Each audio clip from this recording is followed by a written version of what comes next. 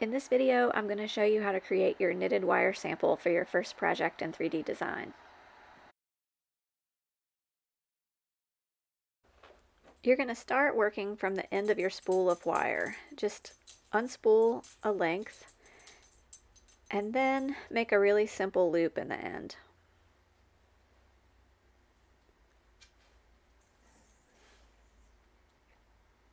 Then make another loop similar to the first one. Get it as close as you can, but it doesn't have to be perfect.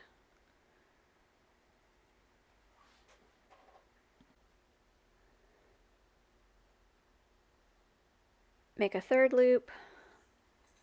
Again, just as close as you can to the first one. And I'm going to make a fourth loop. You could make 3 loops here, or you could make 4, you could make 5. It doesn't really matter. I wouldn't make less than 3 or more than 5. And I think 4 is a nice number, but you do have some options at this stage. So there's 4 loops that are pretty much the same. And then I'm just going to take the wire from the spool and just wrap it around the end. Once or twice. You could do it more if you like how it looks. And that's just going to kind of hold everything together. The next step that you want to do is just use your fingers and spread your loops into a little basket shape. Another way to think about this is sort of like petals on a flower.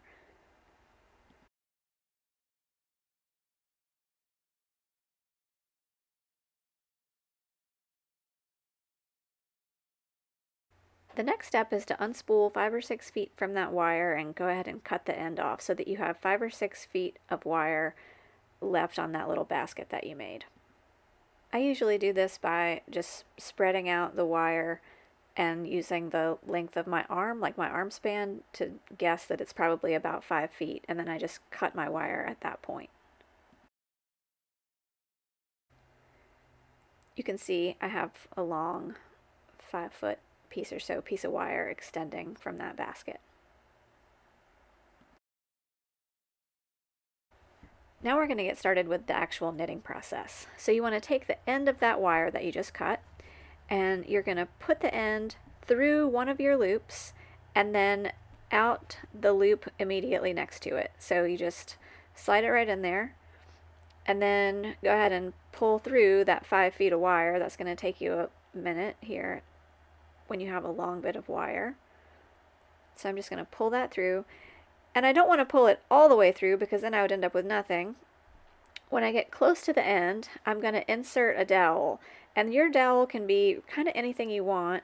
It could be a marker, it could be the end of a paintbrush, something that you like the diameter of it. So I just had this metal dowel, and I want to pull that wire tight around my dowel, or whatever object you decide to use, and then I'm just going to bend it up so that it stays. So it's tight, it's the diameter of the dowel, and I'm just going to bend it like this so that it stays in place.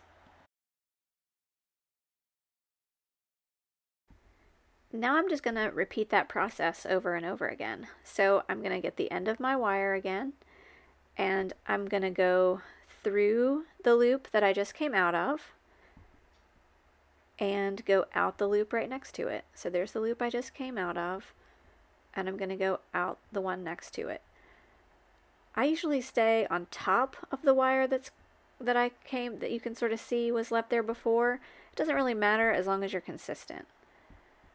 And then as I pull that wire tight, I want to leave enough that I can insert my dowel, pull it tight, and then bend it up.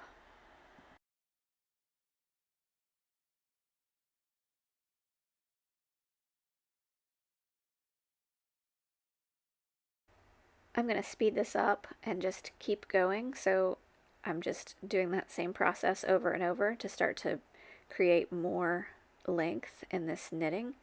And so I've sped up the video a little bit just to continue to show the process but save a little time.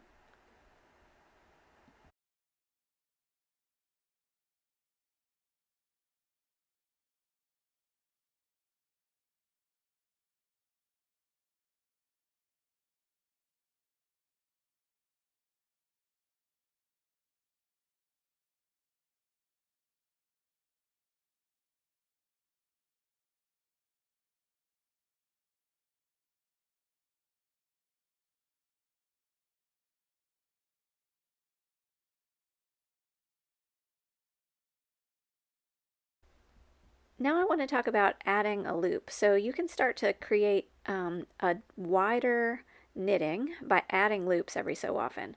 So to add a loop, I'm going to go in the loop, but instead of coming out the one next to it, I just go out the same loop. So I went in a loop and just right back out of it. But then it's the same process. I pull that wire through, I hold it off using my mandrel and bend it up. So now my loop needs to I can just continue my process. See how it's not coming out of any particular hole? That's fine. I'm just going to go back into the one I would have come out of and just keep that same pattern going. So I'm going into the same loop I would have come out of, but I'm adding a loop. So now I'm going to have 5 loops on my sample here instead of 4. And I can keep adding really every round or so. I wouldn't recommend adding multiple loops right next to each other, but you can do it pretty frequently so that you can start to really rapidly expand your form. And now I'm just knitting again like normal. So in one loop, out the one next to it, just like I did before.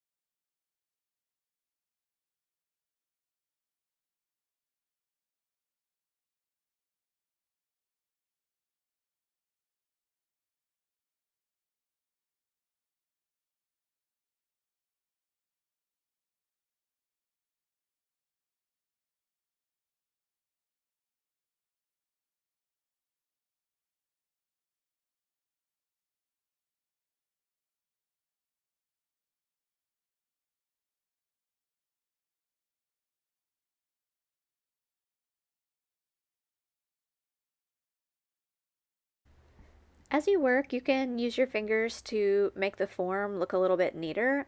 The wire is stiff, so it'll hold its shape, and you can use that to your advantage by just, using your fingers to manipulate the form. So just like this, kind of pull it apart as needed, keep your tension nice. I want to talk about what we're going to do as you come to the end of your wire. So you can see I only have a little bit here. I don't have too much left.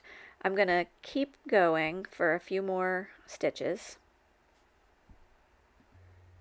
I like to continue as long as I can and not waste any wire. So sometimes it gets a little bit difficult as you get to the end because your wire is starting to stiffen up a little bit.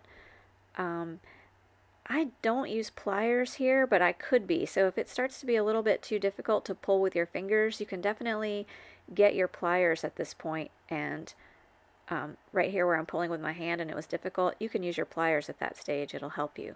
So this is going to be my last stitch. I'm going to push that wire in the loop just like I normally would, and instead of coming out the one next to it, I'm just going to feed it up through the middle.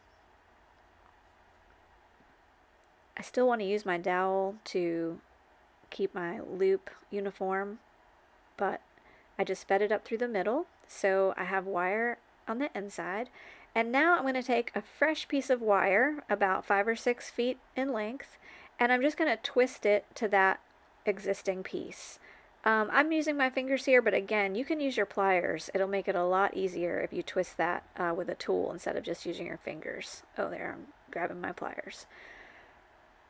This is going to stay on the inside, so we're going to basically ignore it at this point, and just keep going with our stitching.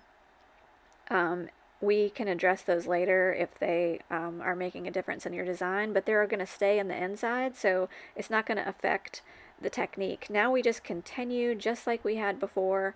We're going to go through one loop, out the next one, use your dowel to hold it off. You can continue to add stitches. You could also drop stitches. So I haven't made a demo of that yet, but basically you just leave out loops in order to drop a stitch, and that's going to make your piece start to constrict. So I would encourage you to use this sample piece as a way to get good at the technique, to test out some things. You could try different diameters of dowels. You could kind of get experimental, as long as you're able to get the hang of the technique. And you're going to end up making a piece that is about 6 inches long, just to kind of make sure that you have a solid understanding of the process and a plan to get started on your actual piece. So you're going to end up just with a sample that kind of looks like this, 6 inches or so, nice and neat. You've got the technique, you're ready to start your real project.